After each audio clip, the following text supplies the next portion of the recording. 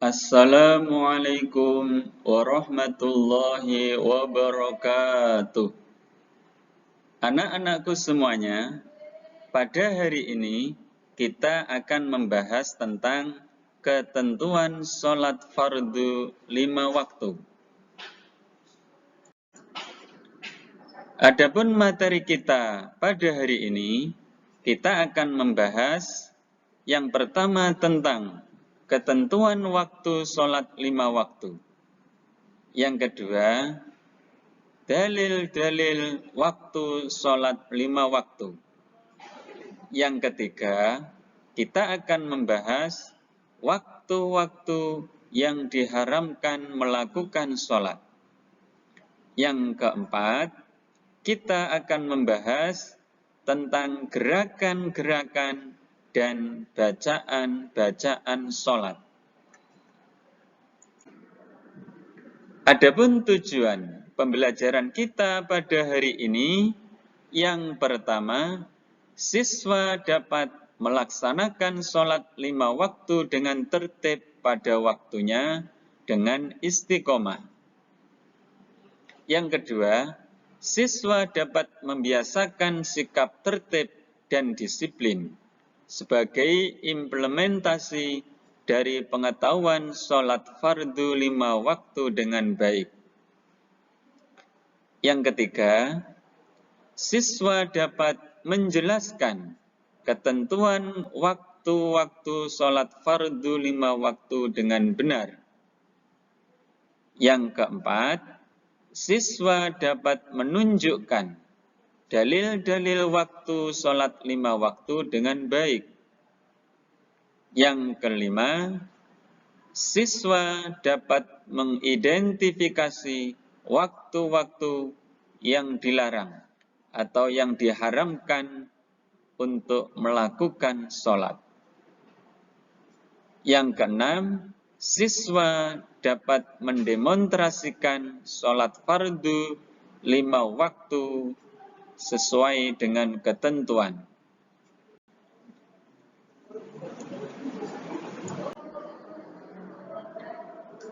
Ketentuan waktu sholat 5 waktu.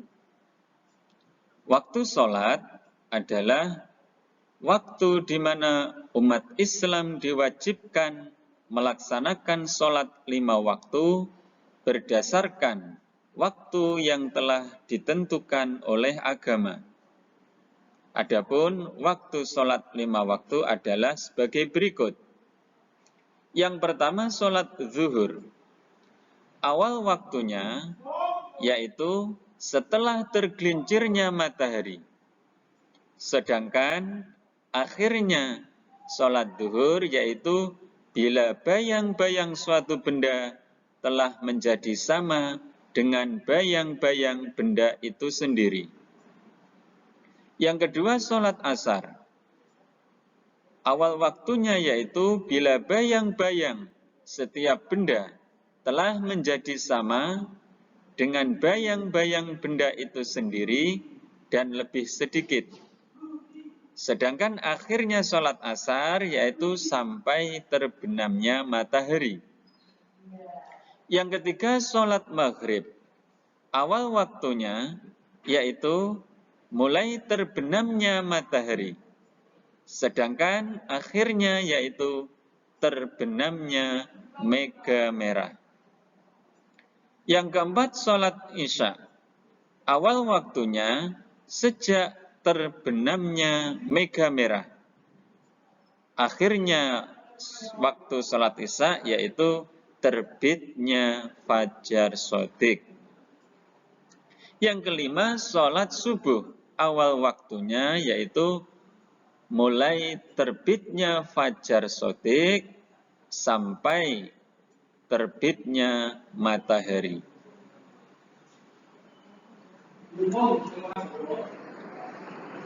Kemudian dalil-dalil tentang waktu sholat dijelaskan dalam surat An-Nisa ayat 103. A'udzu billahi minasy syaithanir rajim. Bismillahirrahmanirrahim.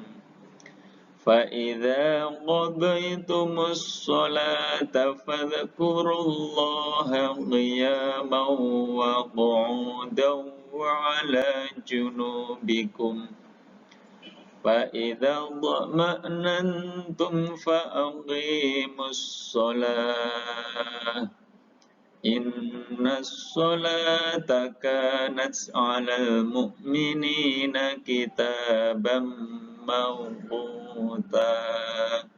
Shadaqallahul azim. Artinya, maka apabila kamu telah menyelesaikan sholatmu, ingatlah Allah di waktu berdiri, di waktu duduk, dan di waktu berbaring. Kemudian, apabila kamu telah merasa aman, maka dirikanlah sholat itu sebagaimana biasa. Sesungguhnya, sholat itu adalah fardu yang ditentukan waktunya atas orang-orang yang beriman. Surat An-Nisa ayat 103. Di dalam hadis dijelaskan yang artinya Rasulullah Shallallahu Alaihi Wasallam ditanya tentang waktu sholat yang 5. Beliau pun menjawab, waktu sholat fajar adalah selama belum terbit sisi matahari yang awal.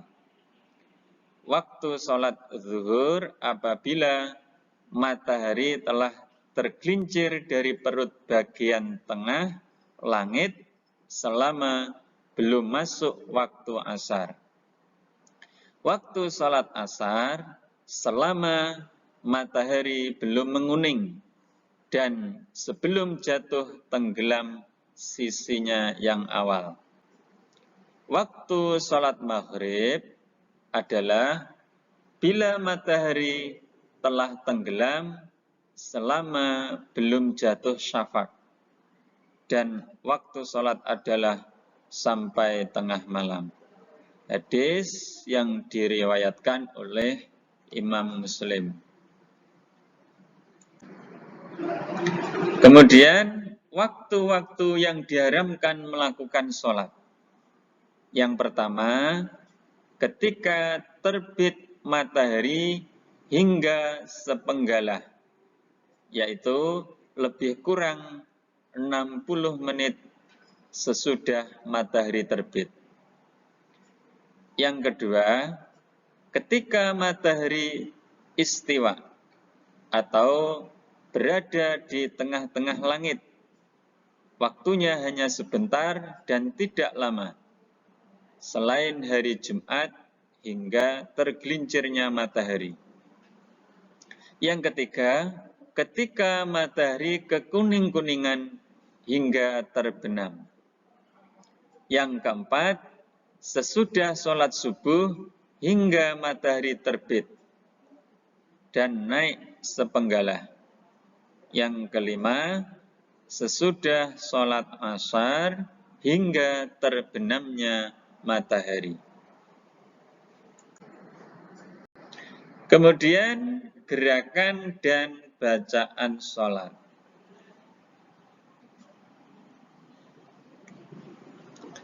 Yang pertama, niat. Niat bersamaan dengan takbiratul ihram.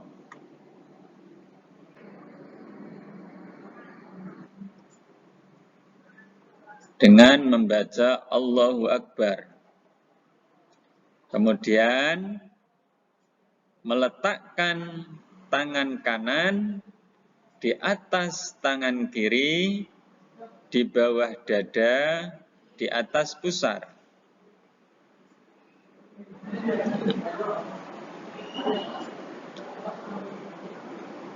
Setelah itu membaca doa iftitah. Kemudian membaca basmalah. Setelah membaca basmalah, kemudian membaca surat Al-Fatihah, kemudian membaca surat. Setelah membaca surat, kemudian mengangkat kedua tangan setinggi bahu sambil membaca Allahu Akbar untuk melakukan rukuk disertai dengan tumakninah atau berhenti sejenak kira-kira membaca lafaz subhanallah. Kemudian dilanjutkan bangkit dari rukuk seraya mengangkat kedua tangan sejajar dengan bahu dan berdiri dalam keadaan iktidal dengan tumakninah. Kemudian sujud disertai dengan tumakninah. Sujud dilakukan dengan cara kedua tangan diturunkan dan tidak perlu diangkat ke atas. Kemudian lutut lebih dulu menyentuh pada alas.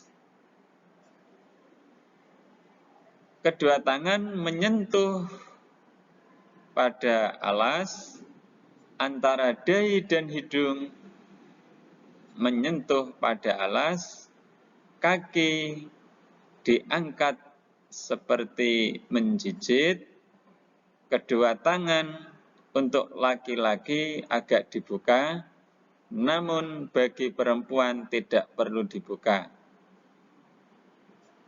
Jadi yang perlu diperhatikan, 7 anggota sujud yang harus menempel di bumi. Yang pertama yaitu kedua telapak tangan. Yang pertama yaitu kening, kemudian kedua telapak tangan, kemudian kedua lutut, kemudian dalamnya jari-jari kedua kaki. Jadi ketika sujud, kedua jari-jari kaki harus memancat supaya telapak dari kedua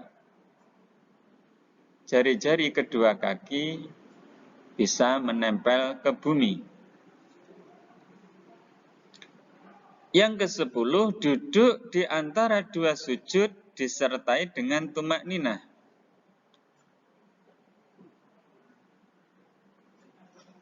Ketika duduk di antara dua sujud, duduknya dilakukan dengan duduk iftiros. Yang ke-11, kemudian sujud lagi disertai dengan tumakninah. Jika sholat itu termasuk sholat yang lebih dari 2 rakaat, maka pada tasahud awal duduknya dilakukan dengan duduk iftiros dan membaca doa tasyahud awal. Kemudian berdiri lagi untuk melanjutkan sholat hingga rakaat terakhir. Setelah sujud terakhir, kemudian duduk akhir atau duduk tawaruk untuk tasawuf akhir dan membaca sholawat kepada Nabi dan keluarga Nabi. Kemudian membaca tasawuf akhir, kemudian salam.